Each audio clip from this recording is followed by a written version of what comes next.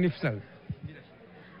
Tadayo yuko vizuri, hatuna shida naye na tunaomba Mungu Wanamwanga bila wasiwasi. Hatuna wasiwasi na mbunge wetu yuko vizuri, atatekeleza baba yetu aliyoacha. Asanteni sana. Tukushukuru sana kiongozi huyo Wanamwanga kutoka Dodoma, naye akieleza namna alivyokuwa anashirikiana katika kuleta maendeleo katika wilaya ya Mwanga. Mtazamaji wa TBC1, msafara huo ukiondoka taratibu hapa katika eneo hili la kanisa, tayari kabisa kuelekea kule nyumbani kwa hayati Cleopa David Msuya, ambaye baada ya kustaafu alitumia kukaa hapa na wananchi wa Mwanga katika kushauriana katika masuala mbalimbali, vijana ambao ni viongozi wakienda kupata ushauri. Na ukiondoka hapa taratibu katika eneo hili la kanisa, basi bila shaka shughuli nyingine itakuwa ikiendelea kule, kwa maana viongozi ambao tayari tumeona wakitoka hapa na msafara kuelekea huko katika kijiji cha Chomvu ambako ndiko aliishi hayati Cleopa David Msuya. Mtazamaji wa TBC1, unaona namna hiyo wakiweka vizuri, kwa maana magari yale kujipanga ambayo yako hapa katika kiwanja hiki ama uwanja huu wa kanisa hili, dayosisi hii ya Mwanga.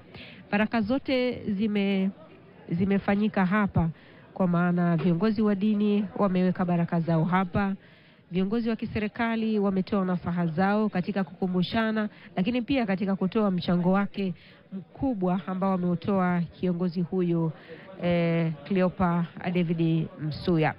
Mwanzoni, kabla ya kuzungumza na Mwanamwanga, mwanachama huyu kiongozi kutoka kule Dodoma, mtazamaji wa TBC1, nilikuwa nikikueleza namna kiongozi huyu alivyokuwa mtiifu toka kipindi kile cha chama cha tano, lakini kilivyoungana na ASP na kuunda Chama cha Mapinduzi, aliendelea kuwa mtiifu na alikuwa ni mmoja wa wanachama waanzilishi wa Chama cha Mapinduzi. Lakini pia alikuwa ni mjumbe wa halmashauri kuu ya CCM NEC, lakini pia alikuwa ni mjumbe wa kamati kuu ya halmashauri ya Chama cha Mapinduzi, na akitajwa pia kati ya vinara ambao liteuliwa katika kinyang'anyiro kile cha urais mwaka 1995, katika viongozi wale ambao walipata dhamana ya kwenda kupata mchujo, akiwemo hayati Benjamin Mkapa, rais mstaafu Jakaya Kikwete, na yeye mzee Cleopa David Msuya. Na mtazamaji wa TBC1, kama tulivyokuambia, matangazo haya utayapata kila hatua, lakini sasa turejeshe matangazo haya kwa na mtazamaji wa TBC1 na kuunganisha na mtangazaji wetu mwingine ambao utakuwa ukipata maelezo ya moja kwa moja. Asante sana Asha Haji kutokea hapo eneo la kanisa la KKKT Kristo Mchungaji Mwema, ambapo tukio la kuaga na kutoa salamu za mwisho kabisa limefanyika, na wote tumeshuhudia hapo viongozi mbalimbali wakifanya hivyo na wananchi nao vile vile, ambapo jana kwa kiasi kikubwa wao walipata nafasi hiyo. Sasa hivi kinachofanyika ni msafara kuelekea sehemu ambayo Cleopa David Msuya atapumzishwa milele, kama unavyoona hapo hiyo picha, na muda wote tutajiunga na wenzetu hapo kina Anwar Mkama ambao wamefika katika eneo hilo nyumbani kwake hapo eneo hilo kijijini. Mwili hapo umetoka kanisani na unaelekea huko sasa, na hapo ndipo ambapo mpendwa wetu Cleopa David Msuya ataweza kupumzishwa milele, eneo la nyumbani kwake hapo Usangi, Mwanga, Kilimanjaro. Ni mengi tu umeweza kusikia kutokana na maisha yake. Tumemsikia hapo Jaji Mkuu Profesa Ibrahim Juma akisema maisha yetu sisi ni kudadisi. Wamedadisi na kutolea mifano mpaka ya pale eneo ambalo wameishi, wametoa salamu hizo za mwisho.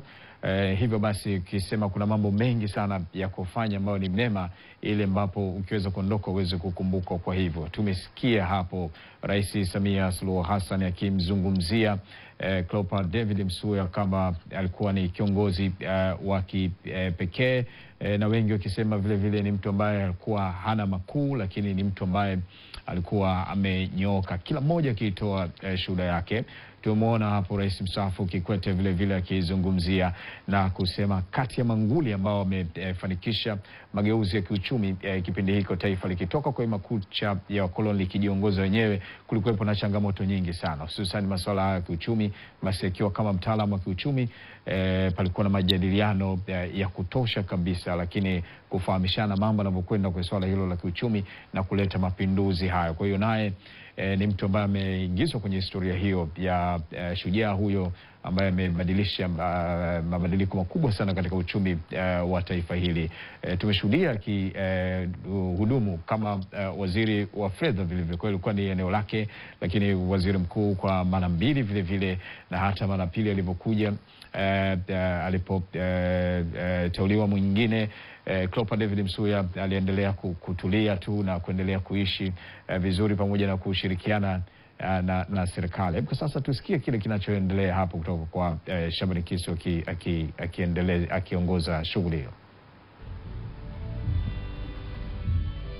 Katibu mkuu wa Chama cha Mapinduzi, karibuni sana.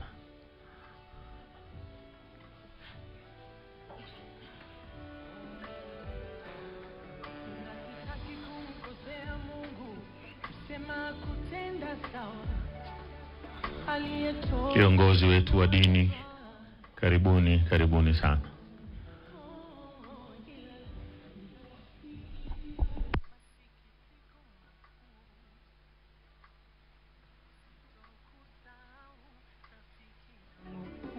Namni Shabani Kiso alikuwa akikaribisha wale ambao wameweza kufika katika eneo hilo, kwa mwili huko njiani. Wengine tayari wameshafika katika eneo hilo ambapo mwili wa Cleopa David Msuya utapumzishwa hapo milele. Tumeshuhudia viongozi hapo wa makanisa wakiwasili hapo, lakini viongozi wa Chama cha Mapinduzi, bila shaka wapo wanasiasa wengine vile kutoka vyama vingine nao wakihudhuria hapo. Alikuwa akiwasili hapo katibu mkuu wa Chama cha Mapinduzi kikaribishwa hapo na viongozi wengine. Mwili huo sasa ukiwa unasubiriwa hapo, tayari umeshatoka katika eneo la kanisa. Shughuli ya kuaga na salamu za rambirambi za viongozi mbalimbali na wananchi wenyewe hapo walikuwa wakifanya hivyo.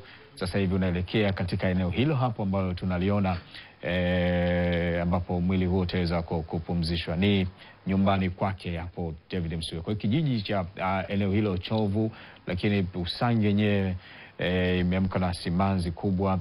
Wiki hii imekuwa ni ya majonzi kweli kweli, na wakimkumbuka kwa namna ambavyo amekuwa akichagiza swala la maendeleo.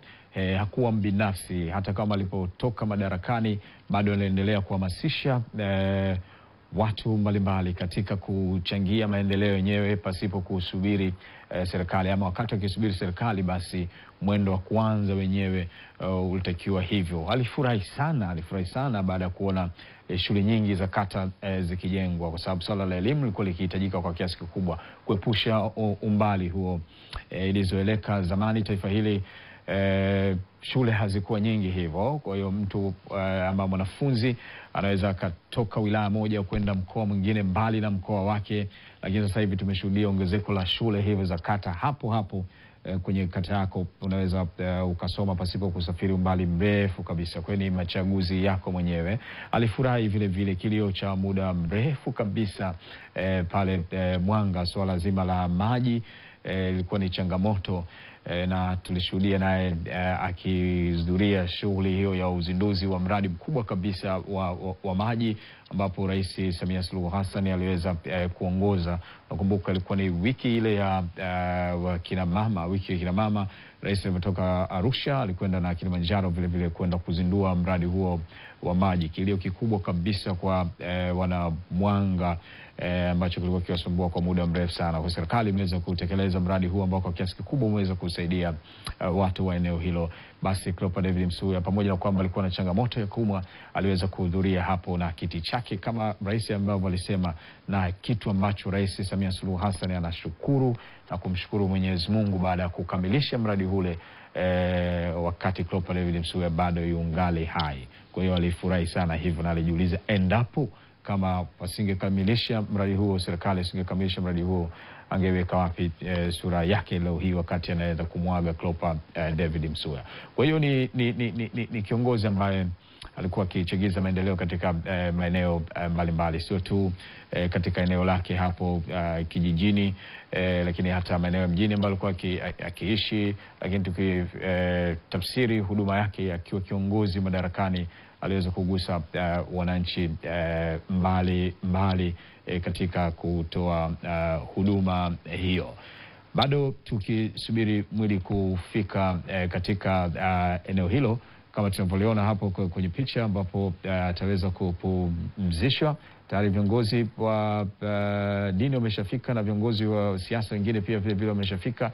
Ni watu wachache ambao wameteuliwa ama kuchaguliwa kufika katika eneo hilo kwa ajili ya kuongoza hiyo mazishi, ambapo yatakuwa ni ya kijeshi hapo, kwa sababu naye alikuwa ni kiongozi wa juu kabisa, nafasi ya waziri mkuu, lakini makamu wa kwanza rais vile alihudumu hapo. Kwa hiyo ni nafasi juu ambapo jeshi litaongoza maziko hayo, na tunaona hapo wanajeshi wenyewe wakiwa wanajiandaa kwa ajili ya shughuli hiyo. Viongozi hao wa dini vile nao nyuso zao ni za huzuni, lakini wakiendelea kutoa faraja ama kutupa faraja wa Tanzania katika kipindi hiki. Nini ambacho kinatakiwa kiweze kufanyika? Ni maisha, kila mmoja atazaliwa na kila mmoja atafariki vile, ila mtu akifa basi huzuni huenda ikatawala kwa watu wake wa karibu, hususan wanafamilia. Lakini vile kama umegusa jamii kwa kiasi kikubwa, basi wengi wataweza kuumia. Kwa hiyo kila mmoja ameweza kuguswa kwa namna yake, kwa sababu alikuwa ni kiongozi wa juu. Kila Mtanzania na lake la kusema.